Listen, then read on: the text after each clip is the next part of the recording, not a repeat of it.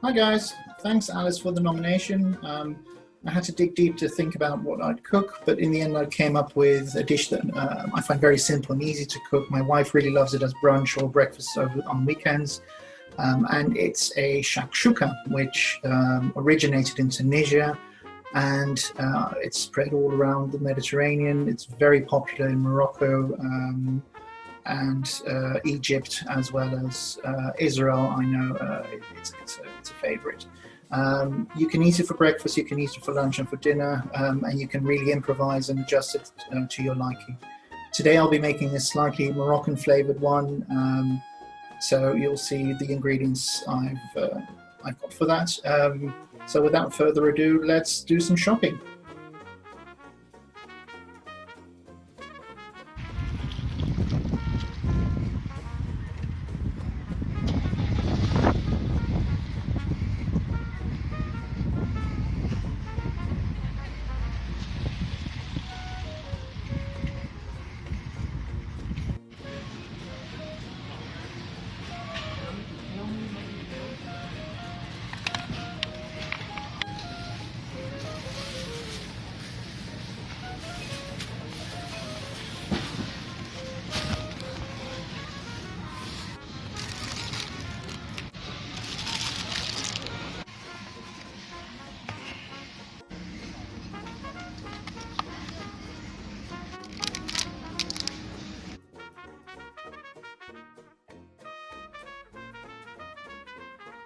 So we're back from the shop, and this is what we got, plus the stuff that I already had at home. This is what I'll be making my shakshuka with today. So from left to right we've got zucchini, of course tomatoes, because shakshuka is very much a tomato-based dish. I decided to go for some red peppers as well, but you can really swap in the zucchini red peppers for aubergine or carrots. If you've got some leftover potatoes or any kind of vegetable, you can really pop in here. Onions are very common as well. They add a lovely sweet taste. So pretty much whatever vegetable you really fancy, you can plop in here. But the tomato is the hero of the dish. Then of course we've got the eggs. I've got a bit of salt and pepper.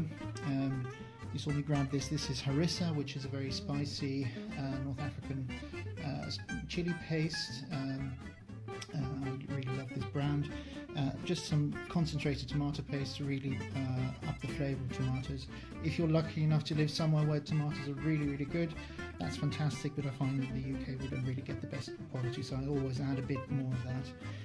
Now, because we're using tomatoes and they are quite acidic on their own, I always add a bit of sugar, so that's this.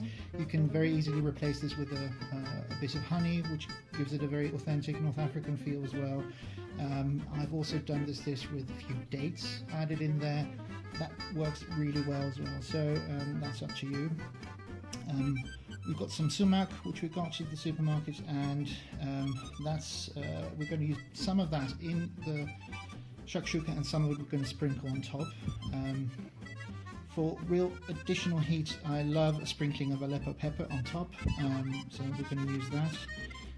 And then the real flavour this time is going to come from Ras el Hanout, which is a dish that means pretty much, a spice mix that means in Arabic means top of the shelf. So spice traders, when they used to sell their ware, this is a blend of all their top spices in the shop, which originally could have contained something like 40 spices, but now typically it's about 8 different ones.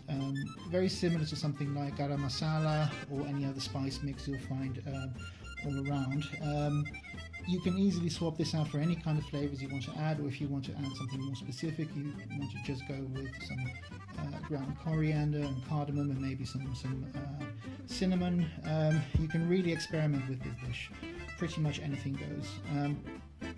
So if you want to make it more Indian flavored, you could use garam masala, or if you'd like to go for a more Mexican flavor, you can really adjust what you put in your dish. So this is what we'll be using. Now let's do some meal prep.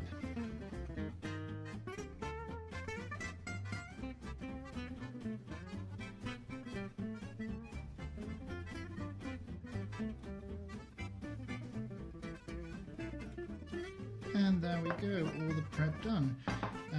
So we've got our zucchini, our bell peppers or red peppers, tomatoes. You don't really have to worry about how you chop them. Now if you don't like tomato skins in your food, you can of course blanch them and peel them off, or use canned tomatoes, especially if you don't really have really nice quality fresh tomatoes in your area. Using just canned tomatoes is perfectly fine. I do it quite often. We've chopped everything. This goes in fresh afterwards. The parsley. If you're the kind of person that likes coriander, you could add some coriander as well, but I'm not that type. So we've got our Ras el Hanout. We've got some Sumac, which gives it a very nice sort of tangy, berry, lemony flavour. We're going to add some in the cooking and some sprinkling over afterwards. And here we have our Harissa Paste. It's about a tablespoon and a half. We like it spicy, so we add quite a bit of it in. And this is our tomato paste, again about 1.5 or 2 tablespoons of that. So this is what we'll be cooking with. Let's head to the kitchen. Off we go.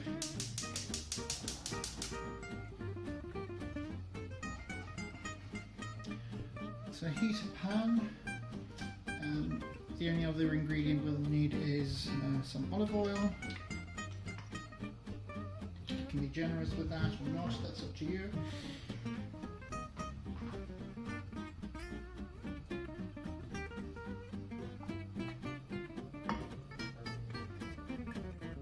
So off we go. We're heating some olive oil in the pan.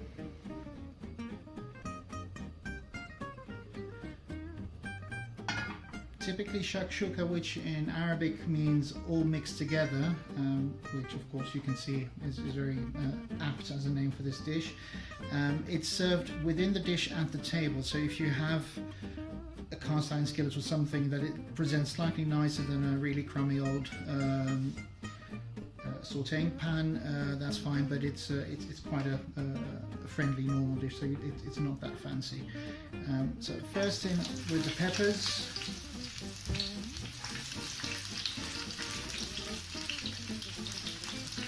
You'll want to fry those off to get them nice and soft.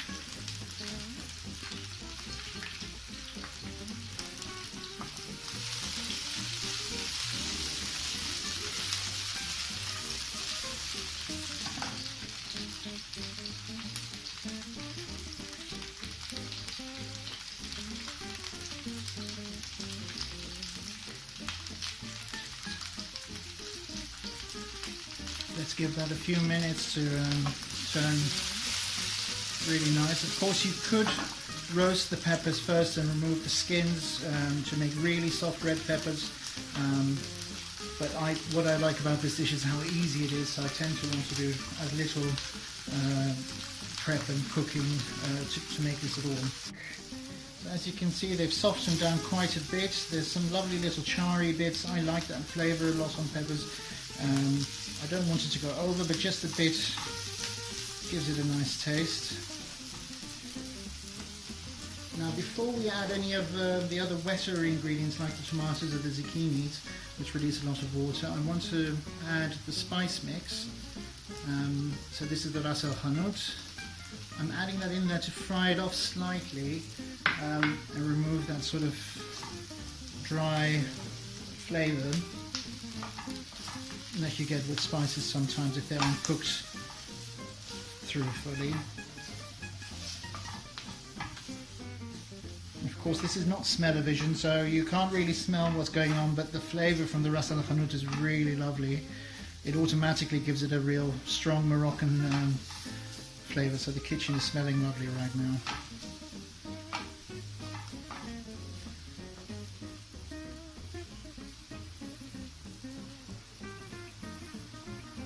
Okay, I think it's time for the zucchini.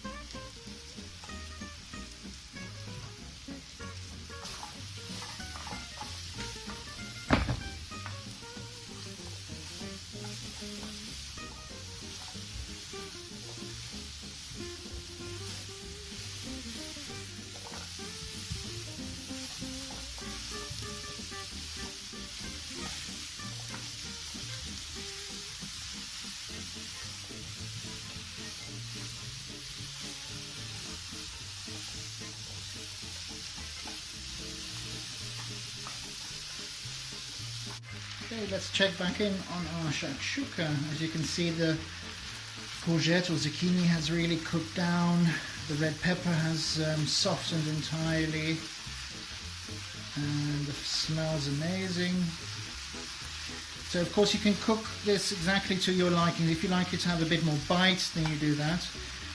It is meant to be quite a wet dish when you serve it because you mop it up with bread. So now before we add the fresh tomatoes, I'd just like to fry off the tomato paste. There we go.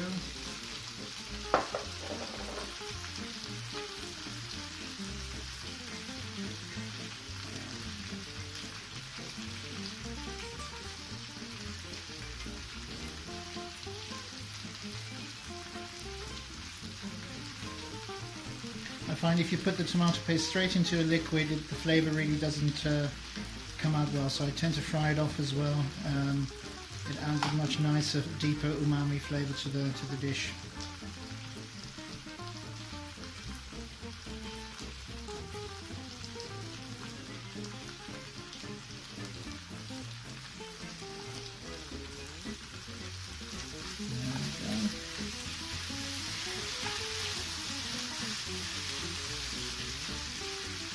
Okay, so let's add some tomatoes.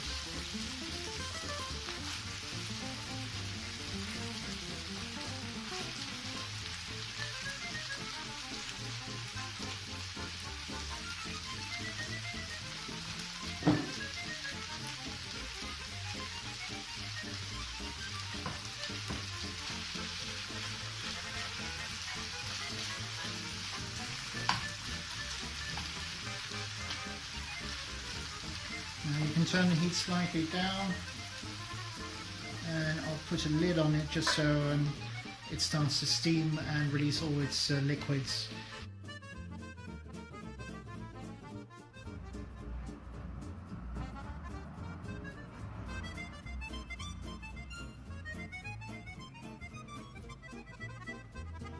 And we're back. Let's see how it's doing. It's about 10 minutes later, and as you can see, the tomatoes really cooked down and starting to bring everything together. So now I'm going to add all the rest of the seasoning that we're going to need in this dish. So I'm going to add about half of the sumac, the rest of the Ras el Hanout, the sugar,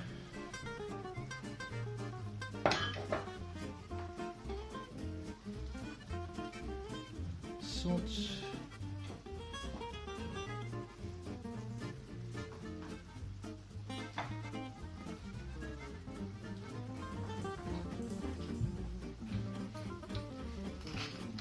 pepper,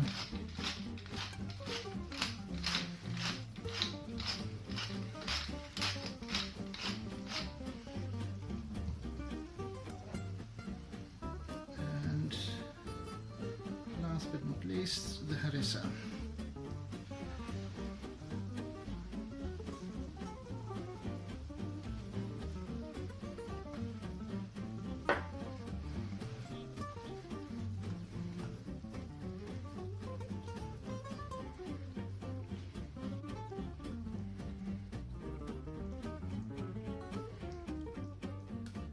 Now the shakshouka is really ideal if you have any leftover vegetables, but also meat. So if you happen to have some merguez sausages or some chicken, pretty much any kind of meat actually, some lamb, anything that you might have left over from a previous meal, you can toss that in.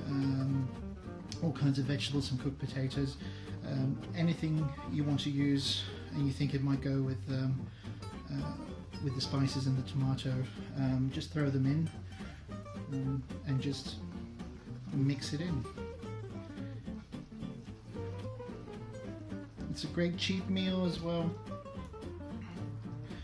In its basic form, it only costs a few pounds to make, and if you want to make it more impressive, you can add some great things like some chopped pistachio nuts on top. You can top it with some feta and grill it later on. So you can really improvise quite a bit with this.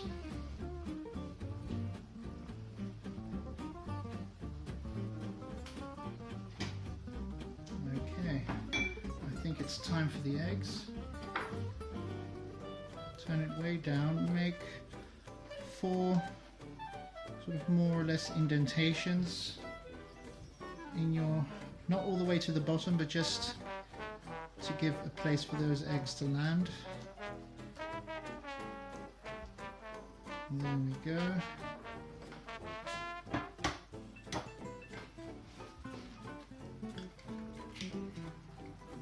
One.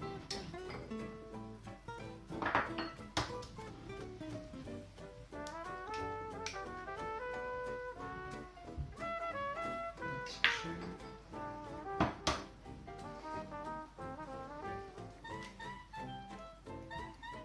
3.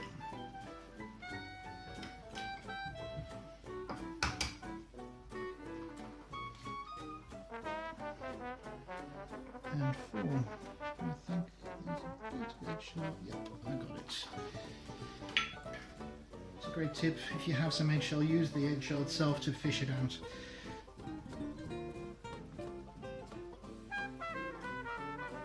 So the idea is that you poach your eggs in the tomato sauce.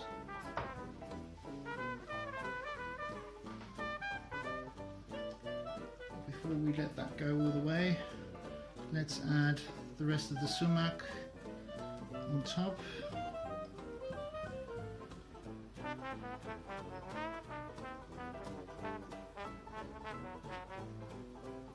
And the Aleppo pepper as well. There we go. Add a dash more. The sumac. Just because I love the colouring as well. And the Aleppo pepper, because it can hardly be spicy enough for me. You don't have to have Aleppo pepper at all, it's just one I like for cooking warm North African dishes, but if you have any kind of chili cayenne, with cayenne you have to be careful because it's very spicy, and the same for the harissa paste. If you happen to have sriracha or any kind of chili paste, you can use that as well. Now let's just cover this and let it cook very slowly until the eggs are poached. Depending on how you like it, you may want the yolks to be still quite yellow, or you like to cook it through a bit more. We like them to be slightly sort of underdone, so that's what I'm aiming for. So let's check. That's looking lovely. So let's turn off the heat, and it's pretty much ready to serve. Just adding a dash of chopped parsley for colour and freshness, and we're ready to go to table.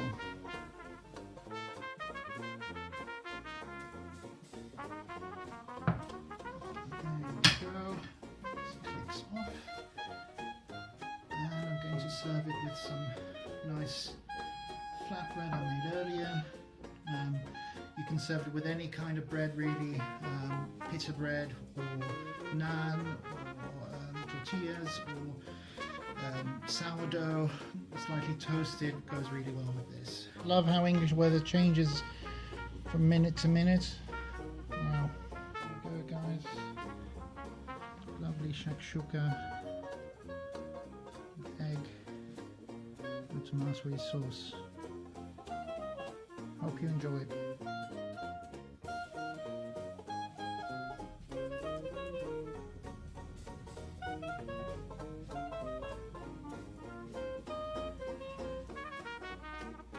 And now I'd like to nominate the people that are going to be cooking next. I think who hasn't cooked yet are Abisola, Leonisia, Eshe, and Yi. So it's up to you guys. I'm really curious to see what kind of dishes you're going to propose.